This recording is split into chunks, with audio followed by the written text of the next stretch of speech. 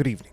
This is Maestro with the Dawn of War 2 Retribution Elite Modcast. Today we have a 1v1 on Fedrid Folly. Our first player is going to be Sanguinius, playing as the Force Commander, tanky melee hero that buffs and disrupts with battle cry, and his opponent is going to be Strider, playing as the Orc Kommando Nob, this sneaky orc who shoots you, stabs you, blows you up with guns, bombs, and knives, etc. So then, we've got a 1v1 here, and this is a game that I would say these two players are a little bit on the newer end of the spectrum. Strider has actually racked up a pretty good number of hours now, but generally because this game is pretty old now, generally experienced players are often going to have like at least 1,000 hours, and honestly, in a lot of cases, multiple thousands of hours. Whereas these players are still both in kind of the couple of hundreds. So they're definitely on the newer end of things. I like the way the Kommando there is being used to target the scouts. This Kommando, his starting range damage is quite strong. It's not just rivals, it is as strong as the Tech Marines. Although there might be some differences in terms of how that damage is focused. I think the Tech Marine very much just a lot better doing single target, whereas the Commandos might spread out a little bit more. But still, the damage is quite high, and that does make it so that the Kommando is very, very good at hunting the scouts in this matchup. And we saw that he was able to find the scouts, and although he didn't bleed a model, he just intercepted them so early on that they needed to retreat. And, you know, we have newer players here, and some people were recently talking about kind of the difficulty of basically taking up this game in 2020 in a relatively small community where there are a lot of experienced players who honestly might just destroy you. But, you know, we still have some newer players, as I said, and Strider is someone who, in particular, who I think has been a very good model for how, like, a newer player might approach this game. He's really just been grinding it. He's been grinding it. He's put in a lot of hours in the time that he's been playing, and he also really seeks out advice. He often asks for replay reviews on Red Rupee's channel, where he gets feedback, more so Red Rupee's Twitch, where he gets feedback on what he can improve. And this matchup right here, Space Marines versus the Orcs, and specifically Force Commander against the Kommando Nob. Both of these races, I think, in Tier 1 in a 1v1 game can rely a little bit on kind of bullying their opponent. The Force Commander, kind of with the tankiness of himself, Tactical Marines, and the disruptiveness of the Assault Marine jumps. Orcs generally a little bit more, usually on the firepower of the double shooter build, but instead we're going to see the not the firepower, but the melee prowess of the double slugger build. Although so far this game has been a lot more just map control. We haven't really seen any full-on, like, whole army fights. It's more been some isolated skirmishes, usually just one unit at a time. Tactical Marines will eventually overtake the shooter boys there. And the map control currently definitely in favor of Strider. He's got the victory point lead, he's got a double cap in his favor. But we are going to see these scouts bashing this generator farm. Now, I'd say if there is one thing here that is making this game look a little bit different to me compared to probably a more experienced, a replay with some more experienced players, I think we would have probably seen more focus on a Tier 1.5 squad from a Space Marine player normally. And by that, I mean Tier 1.5 squad is a Tier 1 squad that costs power, takes you a little bit longer to get out than the default squads, and usually offers a lot of utility. Instead, we're seeing that utility for Sanguinius focused into his scouts, which certainly is not bad, especially, it's certainly good actually against the double sluggers from Strider, as we see just how much damage these sluggers take when they are knocked over by the shotgun blast and then take a lot of damage from it. Unfortunately, those scouts retreated a little bit late there, and those two model losses definitely came a little unnecessarily. I think there needed to be a little recognition there that ultimately the scouts, although the shotgun blast certainly did a lot of damage, as well as the follow-up, just regular attacks, ultimately they were just outnumbered and overwhelmed and needed to get out of there. So hide the boys used on the sluggers here. We'll see how much of an advantage or opportunity they're actually able to make out of this. They already at less than half of their health. For now, they'll just get a decap, and if they continue to start the cap, then they will be revealed. And shotgun scouts are also here to reveal them as well. At this point, the sluggers do need to go, and luckily for Strider, he does realize it. They can't actually afford to approach the double shotgun scouts there with less than half of their health. Shotgun scouts move in for a shotgun blast. Oh, wow, retreating even before the shooter boys actually even get knocked down. So yeah, small tier 1s for both of our players, and again, it actually hasn't been too much of like one player bullying the other. Neither one even really trying that approach. It's been a lot more just kind of isolated engagements or like isolated units finding themselves in like 1v1 unit matchups. Occasionally we see things like this. The Commando and the Sluggers catching the Tactical Marines right there. Kommando Nob is also a super fun commander. Orcs were never one of my primary races, but out of all the Orc heroes, I definitely find the Kommando Nob my favorite of them all. Meanwhile, triple cap now for Sanguinius. Kommando Nob, he's got a lot of kind of burst damage options. Kaboom in particular is a really fun one. This Force Commander potentially overextending just a little bit. I think he gets out okay, but that was looking a little bit dicey for a second. I think he went just far enough to the right that he was able to get a better retreat path so that he wasn't retreating straight through the Force Commander, or rather the Sluggers. And at some point, Strider actually lost one of his Sluggers. Looks like it was lost over here, trying to burn down some of these generators. But he is going to get a Death Dread out on the way, and oh my, we've actually got, at least compared to Sanguinius, this is a very fast Death Dread timing. That he's already in tier 2, he's getting a Death Dread out. The Death Dread isn't super expensive, especially in terms of requisition, while Sanguinius actually hasn't even started tier 2 yet, so he's definitely behind. And if he only has 3 squads, but he is so far behind, that likely means that he invested very, very heavily into upgrades. So we've got, yeah, the double upgrade on the Force Commander, which we've kind of seen, shotguns and Sergeant, and shotguns.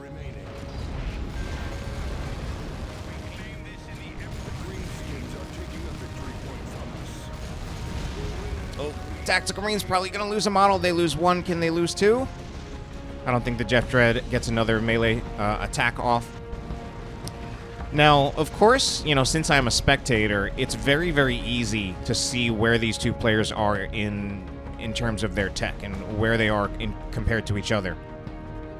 For them, it's nowhere near as easy to see, and on Strider's side, he might be thinking a little bit cautiously with this Death Dread. Like, he doesn't want to deal with the possibility, or he has to worry about the possibility that if he overextends it, it gets taken out, and then he just loses it. But right now, he's in a pretty good spot where, yes, he should be bashing this power farm. He should be looking for a full power bash because he does have enough time to get it.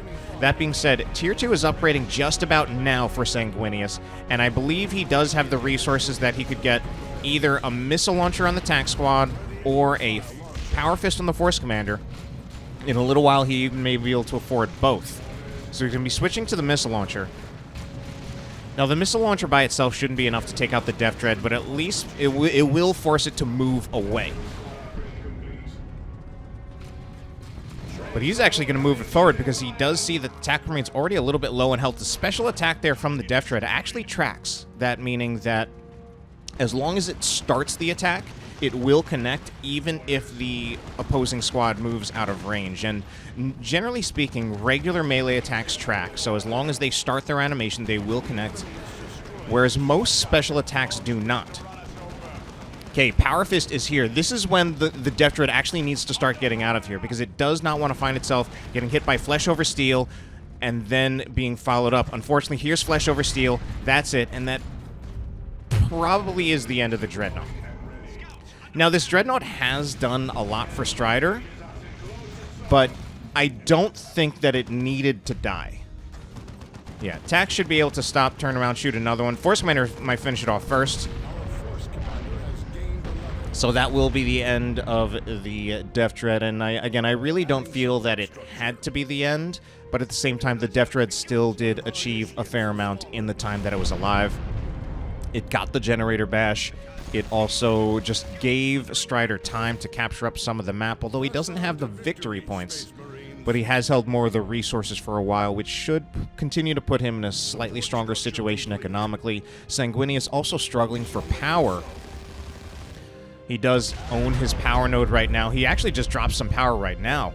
Kommando Nob going to move away, I guess, to get the victory point. I actually feel like it might be a decent idea for him to continue bashing here as long as he's over here, and then send one of these other squads over to capture the victory point as well as the requisition point. In fact, Sanguinius even managing to take control of the left side of the map, so he will continue his victory point lead for the time being. Oh, Weird Boy tries to shoot off his regular attack. Unfortunately, kind of misses, kind of dealing with the terrain, so he's walking up the steps. He'll use a Warp Vomit. Unfortunately, the Warp Vomit does not connect, as we do see Sanguinius moving out of the way, getting into cover.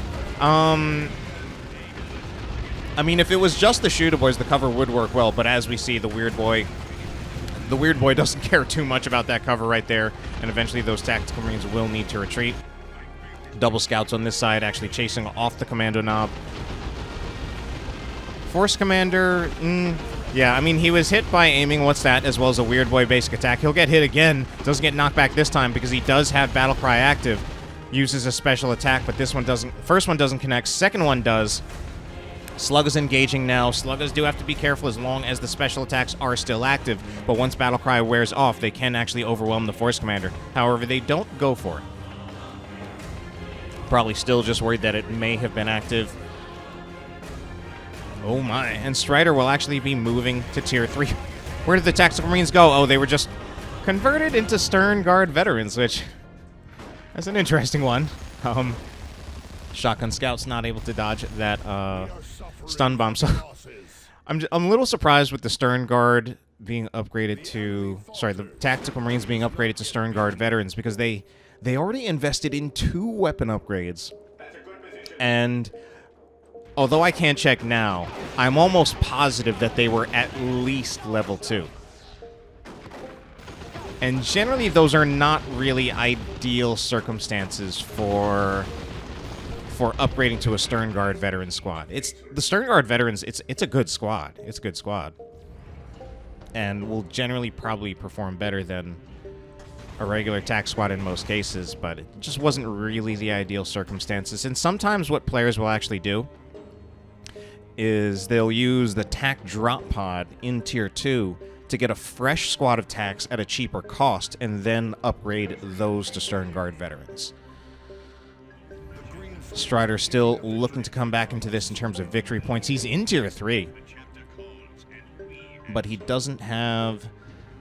he's still waiting on power for some kind of Tier 3 upgrade. Now, with what he's up against, trying to decide what would be the best choice for Strider if he's looking for a Tier 3 purchase. Knobs would not be a great choice against double shotguns as well as a Force Commander. And now he's getting a second attack squad, so that's definitely, honestly, a little baffling to me, but I think it is just, you know, just another factor of something to learn from experience, which is, if he was going to get a second tac squad all along, then this first one definitely should have been kept as a regular tac squad, and this second one definitely should have been the Stern Guards. So it's going to be Knobs anyway, and I think that's unfortunately even weaker for Strider now that we do see the second tac squad out of Sanguinius. Yeah, the Knobs are actually very problematic right now, because when I first said that I didn't like the Knobs too much, there wasn't nearly as much potential damage against the Nob squad. Now, Sanguinius has both plenty of potential crowd control against the Knobs between the double shotgun scouts as well as the Force Commander, and between these two squads, if the second tac squad is upgraded to a plasma gun, there's going to be plenty of damage against the Knobs as well. So we'll see if Strider can micro them in a way that he can really get a lot of value, or maybe get some nice warp vomits from the Weird Boy to just set himself up for a good engage so that the Knobs don't find themselves having trouble getting much done. Now, unfortunately for Sanguinius, I'm kind of just looking at the compositions, and just based on looking at the compositions alone, saying that I think Sanguinius has the better end of things now. But we see the way that Strider was actually able to bully back some of Sanguinius' units, because in this case we didn't have the whole army facing each other. Not all squads were involved. Here come the Nobs. And unfortunately, the critical units needed to deal with the Nobs aren't exactly here, which is you need at least one of the shotgun scouts. I did cite the Force Commander as a potential counter to the Nobs, but with the Power Fist, it's not really his best setup for disrupting the Nobs. Battlecry will still trigger knockbacks, but it wouldn't be nearly as good as the Thunderhammer. And then, in my opinion, this one's not as clear as it's very subjective, but I think even the Power Sword or the Chain Sword special attacks are better for countering a melee squad than the Power Fist, since the Power Fist has that very slow wind up to its special attacks. If the Nobs are just moving around, they might be able to dodge the Power Fist special, whereas at least the Chain Sword and the Power Sword have pretty fast animations that would enable the Force Commander to get those attacks off pretty easily. Sanguinius, though, at this time going to Tier 3. Here is indeed the Plasma Gun on this tack squad, so yeah, plenty of damage against the Nobs. Sanguinius definitely has what he needs to counter the Nobs. It's really just a matter of how these two players choose their engagements, what units are involved, and what aren't. And Sanguinius should also have the advantage of time, in the sense that he has a strong victory point lead, so he should be able to, like, if he really wants to just win a fight, he can group up his units, he can take a little bit of victory point bleed, and try to win a fight just on having all of his units grouped up. And then use that to take... Once he wins the fight, then he can focus on map control. That's not as easy for Strider to do, because he doesn't have as many victory points to spare, and he really needs to be able to balance winning engagements while at the same time trying to control the map. And the truth is, he's kind of doing a good job of it. At least in terms of the winning engagements. Kommando will move in here. Kommando's a little bit low on health, though, so he's going to get into melee with the scouts so that they won't be doing their shotgun damage, and I think this is the right choice. As we see the scout health starting to go down, even scout models starting to go down. Yeah, and unfortunately for Sanguinius, he doesn't see this coming. He must have his attention focused over here. Plasma attacks in the garrison, and that is going to be a full retreat from Strider in the middle. But the scouts also get super low. I don't think this is enough for the Kommando to finish them off. And it is! Okay, I'm wrong. And of course, he does need to focus on the victory point. So that is a very, very nice win for Strider, though. He's actually going for a second Nob squad. And the second Nob squad, this time I think the second Nob squad is actually quite good. Given that one of the shotgun scouts has been eliminated, two Nob squads just kind of presents a little too much for Sanguinius to deal with. He's still got damage against that, but I don't know if he can really keep them at bay that easily. So we're going to see a Predator coming out, and now a Predator being canceled. Tax will focus on this shootout. Unfortunately, the Weird Boy just really puts things in Strider's favor there. He activates and They Shall Know No Fear. They're immune to suppression, but not immune to knockback. Lose one model, and they will need to get out of there.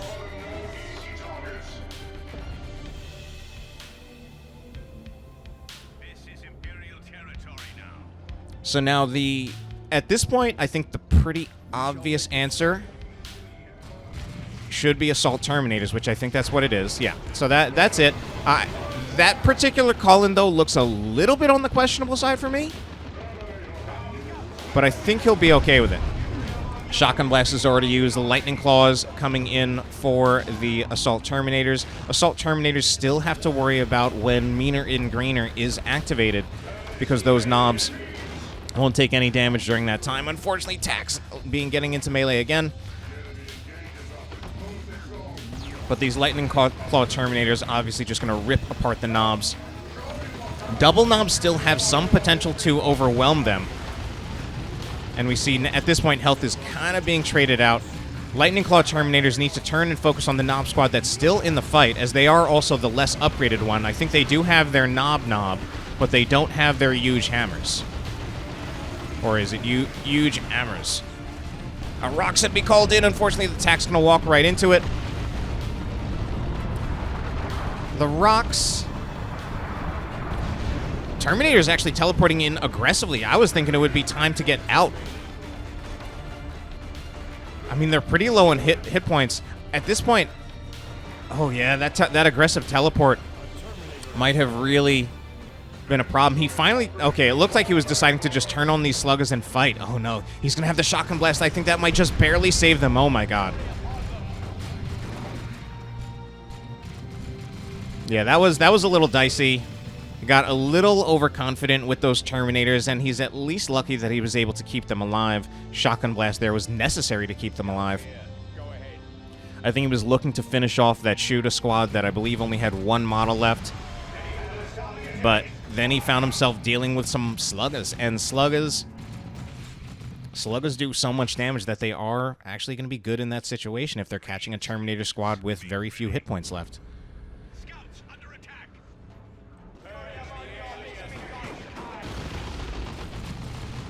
Alright, so the tax right here. Double tax right here. One of these tacks should be force meleeing the shooters, because the shooters do so much damage in range. The tacks are tanky, but yeah. So unfortunately, 2 Stern Guard models lost very unnecessarily by not tying up the shooter squad. I think there probably would have been a need to retreat anyway in the end against the sluggers and the knobs. But if the... oh man, losing even more models on this tack squad. If he had gotten the force melee on the shooter boys, he would have forced them off much earlier, probably would not have lost as many tack models, and I think there's even a chance that he could have lost 0 tack models. So Strider's trying his best to come back into this game.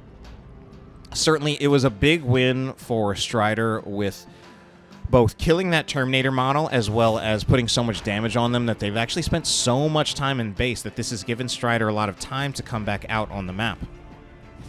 Now, with the way that Fedrid Folly works, we have 2 victory points that are very close together and then another one that's very far on the right side. And the late game win condition for this map is just to mostly focus your control on this side of the map. You start to play a less mobile game and you start to just set up here, because it's very easy to defend both of these victory points. It's also very hard to go for some kind of a back cap. Not impossible if you have an infiltrated unit and you can distract your opponent's attention with an engagement. You can possibly get a back cap on their natural victory point, but in general, it's pretty hard against an opponent who's paying attention. It's just not much of a distance to go between them. So, yeah, I mean, Strider has his attention over here. If anything, I think he should just focus everything over here. Because like if he had the Kommando Nob over here and he would use like a stun bomb on the Terminators, that would just do so much to help him win the engagement on this side. As it is, it's currently honestly undecided, but the Knobs are taking a lot of damage from the Lightning Claw Terminator. One of them's gonna get wiped. Oh no. That is so unfortunate. Oh no, don't lose the Weird Boy as well. If the Weird Boy is gone, I think this game is over. As it is, I think Strider's in a lot of trouble anyway. I mean, I guess he'll go for he'll get a cap here to at least buy some time, but at the same time we see Sanguinius is able to move in and capture the natural victory point away from Strider, so it's still... It buys time, but it doesn't actually start to turn things around in his favor. So I'm going to kind of stand by that. I think with the way this map is designed, again, I think this late game, especially with Strider being on the back foot in terms of victory points, I think he should just hard commit his whole army to this side of the map. And he's got stuns against the Terminators. I didn't see in that engagement if the Warp Vomit was used. Warp Vomit, incredibly powerful against Terminators. Stuns in general, powerful against Terminators because they can't retreat. And stuns... I mean, basically stuns, yeah, you can't retreat. Normally, the easy answer to a stun is to simply retreat if you really have to, whereas Terminators don't have that option, so they need to just wait out the duration. All right, unfortunately, at this point, it does look like this is probably going to be the end of the game for Strider. As we do see Sanguinius just able to control the left side of the map. All right. I might be eating my words just a little bit because it does look like the victory points might... Oh my god, it's going to depend entirely on how fast this Kommando Nob can get this. I don't know if he has enough time. He's capturing so slowly. So, actually, I was right, and that will be the win for Sanguinius. Hope you enjoyed it, and have a good night.